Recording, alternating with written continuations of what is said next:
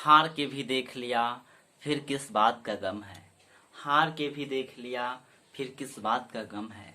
चल उठ और दिखा दे इस दुनिया को कि तेरे अंदर कितना दम है। तो हेलो दोस्तों, मैं सोनल कुमार आप लोग का फिर से स्वागत करता हूँ साइंस विद सोनल में। तो कैसे हैं आप लोग भाई?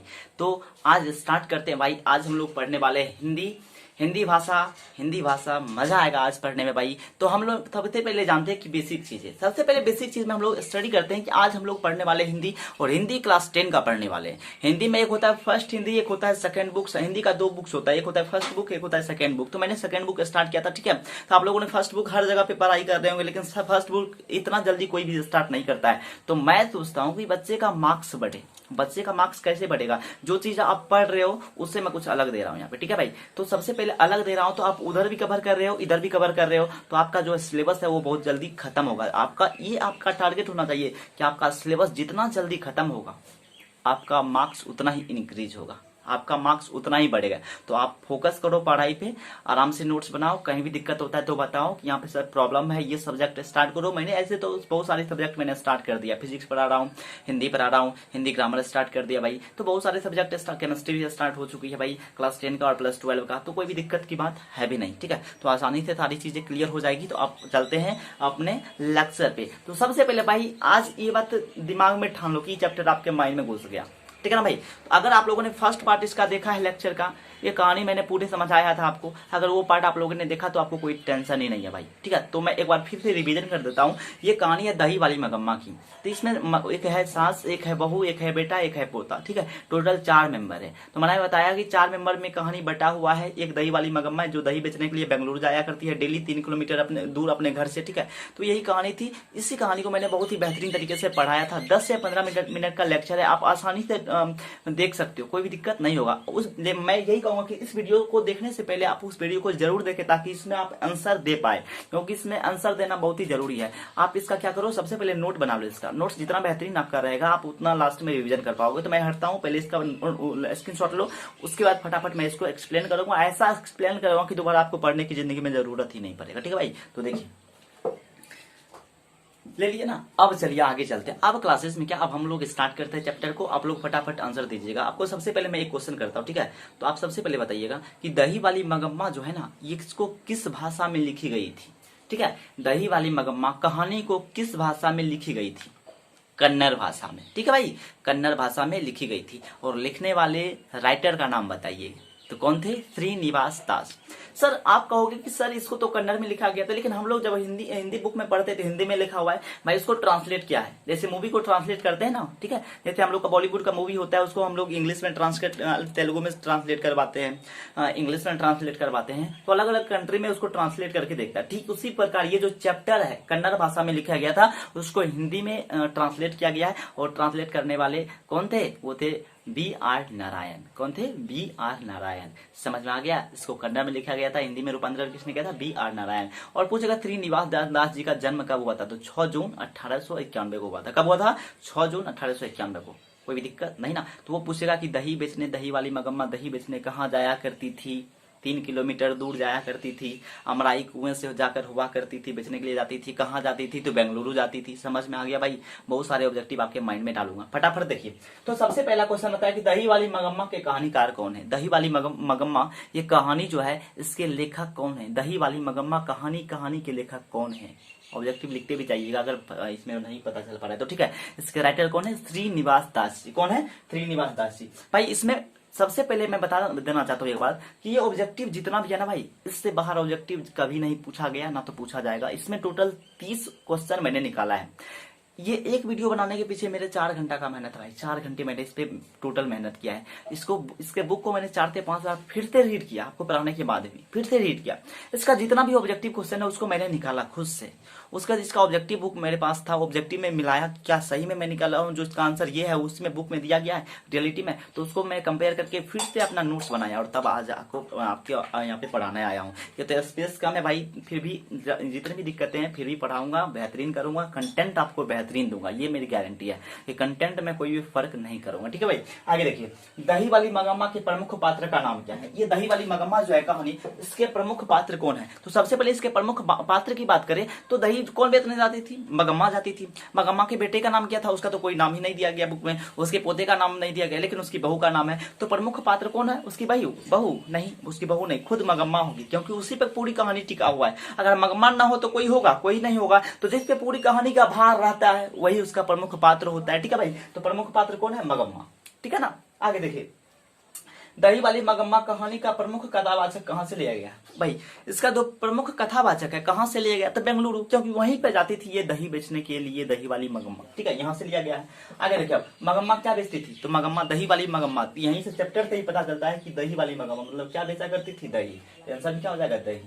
अगला देखिए, मगम्मा के गांव का नाम क्या था? मगम्मा के गांव का नाम क्या था? तो वेंकटपुर। मगम्मा के गांव का नाम क्या था? वेंकटपुर। और वहां से दही को लेकर 3 किलोमीटर दूर बेंगलुरु जाया करती थी दही बेचने के लिए, और उनके गांव का नाम क्या था? वेंकटपुर। याद रहेगा भाई, पूरे अगर पिछले लेक्चर आप लोगों ने देखा है तो फटाफट आंसर जरूर मारोगे, वेंकटपुर। आगे देखो, मगम्मा क्या खाती थी? मगम्मा क्या खाती थी?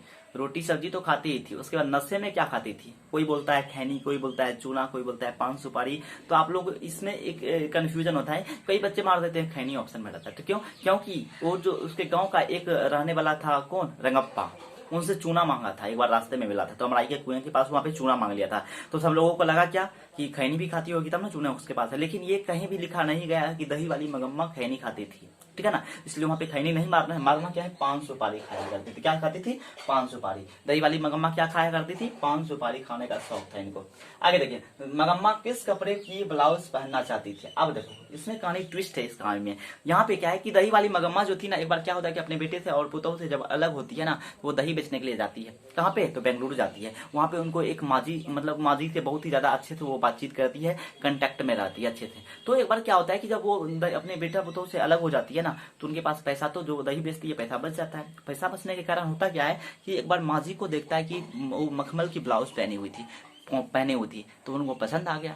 माजी से पूछा कि माजी आपने ये ब्लाउज कहाँ से लिया है और कितने में लिया है? तो माजी ने बताया 8 रुपए में लिया हूँ, सिलवाया हूँ, आप भी सिलवा सकती हो। तो उन्होंने क्या किया, माजी मैं भी सिलवाऊंगा इसको, ब्लाउज को। और उन्होंने क्या किया, 8 रुपए में ब्लाउज सिलवा लिया था। और कैसा था? तो मखमल की ब्लाउज था। कैसा ब्लाउज था? मखमल का ब्लाउज था। ठीक है ना भाई। आगे देखिए, रंगप्पा कहाँ का रहने वाला था? रंगप्पा जो था मगम्मा के गांव का ही रहने वाला था। और मगम्मा किस गांव के रहने वाली थी? वेंकटपुर का। और वेंकटपुर का जब रहने वाली थी तो रंगप्पा उसी गांव में रहता था, तो उसका भी गांव का नाम क्या हो जाएगा? वेंकटपुर। क्या हो जाएगा? वेंकटपुर। आगे देखिए, रंगप्पा मगम्मा से क्या कहाँ मिलता था? जब मगम्मा दही लेके जाती थी 3 किलोमीटर दही बेचने के लिए बेंगलुरु, तो उसको रास्ते में मिला करता था। कहाँ पे? तो अमराई के कुएं के पास मिला करता था। ठीक है भाई। आगे देखिए, अब बोलता है रंगप्पा जो है मगम्मा से कहाँ मिलता था? तो कुएं के पास मिलता था, अमराई के कुएं के पास मिलता था। सही में? ठीक है। आगे चलिए, रंगप्पा कौन था? रंगप्पा कौन था? तो रंगप्पा उसके गांव का पियक्कर जुआरी था। कहीं पे आपको पियक्कर सिर्फ मिलेगा, पियक्कर ना मिले तो जुआरी मिलेगा। अगर दोनों मिल जाए तो दोनों में आंसर टिक कर देना। ठीक है। तो उसका रंगप्पा कौन था? रंगप्पा पियक्कर और जुआरी था उसके गांव का। इसके रंगप्पा का गांव का किस गांव में रहता था? तो वेंकटपुर गांव में रहता था। लेखक ने कहानी में मगरमच्छ की उपमा किसको दी है? तो ये जो है लेखक ने कहानी में मगरमच्छ की उपमा किसको दी है? तो ये बताया जा रहा है कि ये इसमें सास और पुतोह की बातें की गई है, जिसमें बहू को बताया गया है कि मगरमच्छ की उपाधि उनको दिया है लेखक ने, बहू को। आंसर क्या हो जाएगा? बहू। आगे, मगम्मा से कर्ज कौन मांग रहा था? मगम्मा से कर्ज रंगप्पा मांग रहा था, क्योंकि वो पियक्कर और जुआरी था उसके गांव का। तो वो क्या, उसी से पैसा कर्ज मांगना चाहता था। कौन? रंगप्पा। किससे? मगम्मा से कर्ज मांगना चाहता था, पैसा लेना चाहता था। अगला, श्रीनिवास दास जी का जन्म। मैंने स्टार्टिंग में बताया था कि 6 जून 1891 को श्रीनिवास दास जी का जन्म हुआ था। ठीक है ना भाई। यही इन्होंने ही कन्नड़ भाषा में कहानी को लिखा था। किस कहानी को? तो इस कहानी का नाम है दही वाली मगम्मा। ठीक है भाई। आगे देखिए, मगम्मा अपना पैसा कहाँ रखना चाहती थी? हुआ एक बात होता है, घटना घटित होता है कि मगम्मा अपना पैसा कहाँ रखना चाहती थी, अपने पास क्यों नहीं रखना चाहती थी? इसलिए नहीं रखना चाहती थी। एक बार हुआ क्या कि जब अपने बेटे पोते से अलग हो गया, ठीक है, मगम्मा, तो उसका तो दही बेचती थी, उसके पास पैसा बचने लगा था।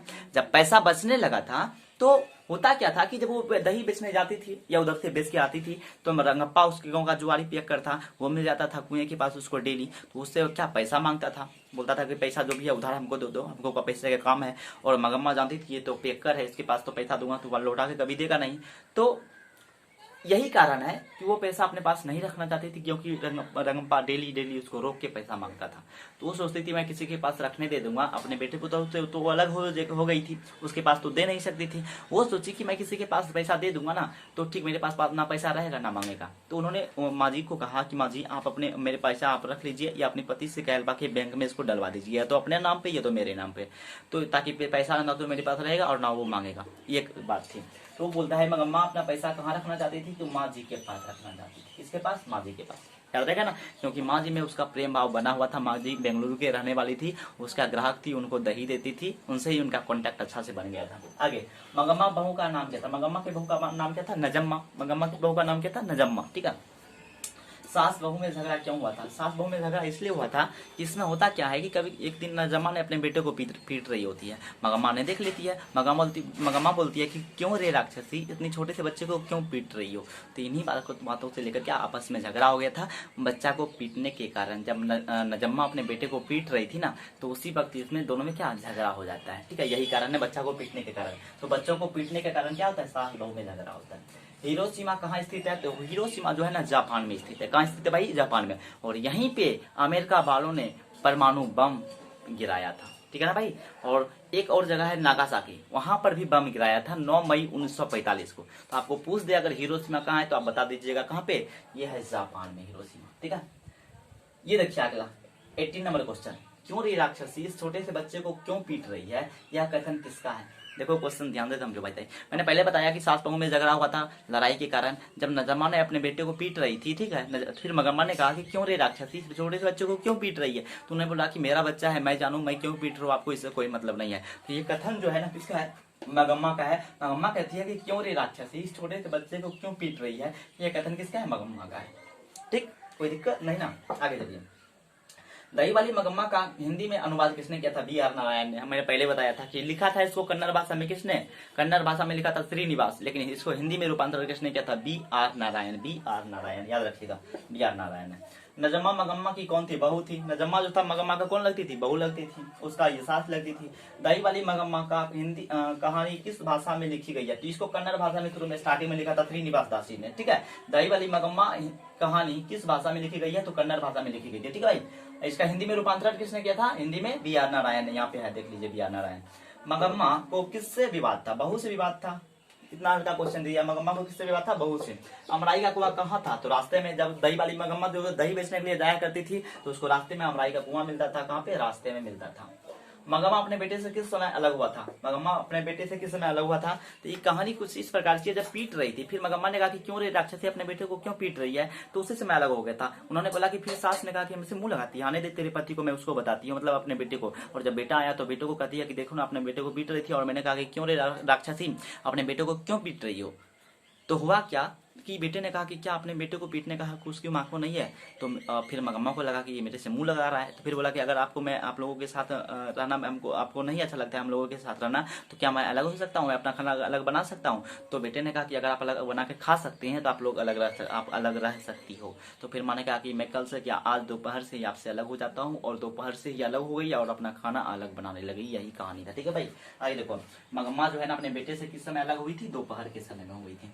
नजम्मा ने अपने सास को मनाने के लिए कौन सा तरीका अपनाया? तो बच्चों को भेजकर अपनाया था।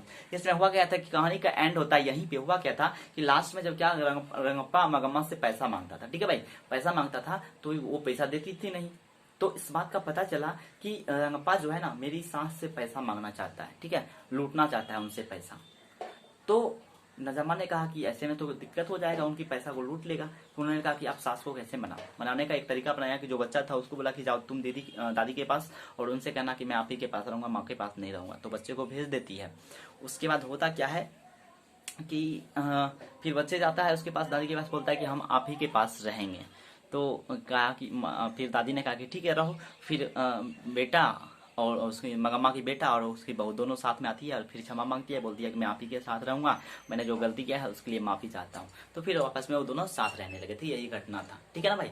तो क्या कौन सा तरीका अपनाया था, बच्चों को भेजकर अपनाया था, फिर लास्ट में आप खुद भी आके दोनों माफी मांग लिया था। यही कहानी था पूरा। और ये कहानी आपको लगता है कि एक भी ऑब्जेक्टिव अब नहीं छूटेगा आपका, आप अगर ध्यान से देख लेते हो तो। क्या बताओ, 10 मिनट में वो वीडियो खत्म होता है, 10 से 15 मिनट में, 10 से 12 मिनट 14 मिनट में ये वीडियो आपका खत्म हो गया। क्या बताओ 30 मिनट के अंदर अंदर एक चैप्टर कंप्लीट करने में कितना मजा आता है भाई। अगर आप लोग का कमेंट रहेगा कि पूरा इसका 6 क्वेश्चन आंसर है, 6 या 7 होगा, आप लोग का अगर कमेंट रहेगा तो मैं इस क्वेश्चन आंसर को बोर्ड पे लिख के एक्सप्लेन करके बताऊंगा, वो भी शॉर्ट में, मजा आएगा। 10 मिनट में वो भी कंप्लीट करा दूंगा, ताकि आप लोगों को नोट्स बनाने का दिक्कत ही ना हो। पूरा का पूरा चीज यहीं से कवर हो जाएगा हिंदी का। ठीक है, वो तो हिंदी बुक हो, ग्रामर हो, क्लास 10 का हो या 12 का हो, कहीं भी दिक्कत नहीं होने वाला है। फिजिक्स हो, आप लोग जितना पढ़ना चाहो पढ़ो, लेकिन कंप्रोमाइज नहीं, पढ़ाई में कोई कंप्रोमाइज नहीं, बेहतरीन तरीके से पढ़ो ताकि आप लोगों का मार्क्स बेहतरीन आए भाई। ठीक है, तो ये बात की हमेशा पढ़ाई करो कि भाई मेरा मार्क्स मेरे आसपास में सबसे बेटर हो। एकदम मोटिवेट होकर पढ़ो, डिमोटिवेट कभी नहीं होना भाई। अगर होते हो तो अपना अपना कंसंट्रेशन बनाओ, अपना रूटीन बनाओ। मैंने आज दिन में कितना मेहनत किया, मैं कल इससे दोगुना पढ़ूंगा, बेहतर पढ़ूंगा। हर रोज एक नया गोल, हर रोज एक नया गोल सेट करो, ताकि आप लोगों का मार्क्स इंक्रीज हो ना तो डिक्रीज हो। इंक्रीज करना है, मार्क्स को बेहतर बनाना है। ठीक है, तो इसी के लिए मेहनत करो भाई। अगर कहीं भी दिक्कत होता है तो कमेंट करके बताओ, कोई भी प्रॉब्लम नहीं होगा। एक वीडियो के पीछे मैं दो घंटे मेहनत करके आऊंगा, आप लोगों को बेहतरीन कंटेंट दूंगा। मैं कंटेंट बेहतरीन दूंगा तो आप लोग खुद पे खुद पढ़ोगे। ठीक है भाई, तो मिलते हैं नेक्स्ट वीडियो में, तब तक के लिए जय हिंद जय भारत।